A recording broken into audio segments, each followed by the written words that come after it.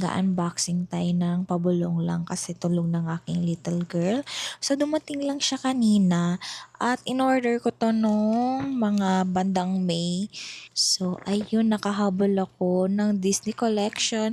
So kating-kati na talaga ako bumili ng perfume ng BBW dito sa Pilipinas, kaso hinintay ko kasi siya kasi alam kong meron akong nabili na mas mura sa Canada.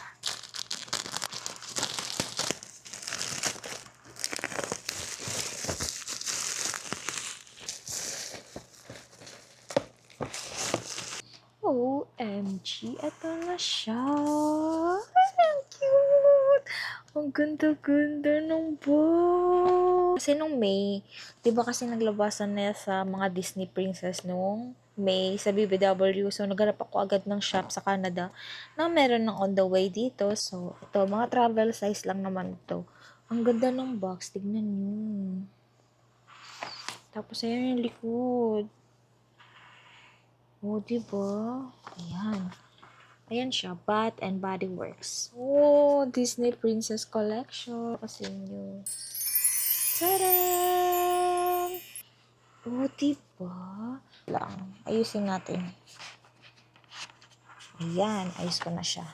Si Belle, si Snow White, Life is a Fairy Tale, si Rapunzel, si Aurora, si Mulan, si Tanya. So first, kukunin natin ay ang cute ng box.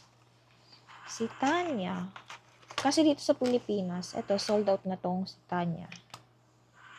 Long bango niya. Kaya pala na siya, sold out.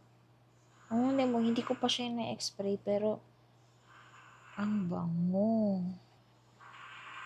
Oh, diba? Wait, ipapakita ko muna sa inyo yung box. Ayan, may castle siya. Ayan, ang cute ng castle. Ay, so parang ayaw ko itapon yung box. Ang cute. So, balik tayo. Himulan na tayo.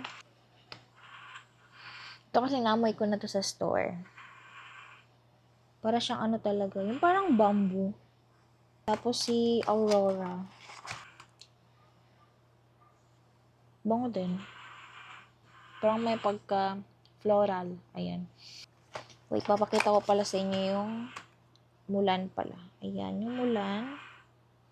Ayan, may pa botay design. Ayan. Ayan siya. Rapunzel. Bango din.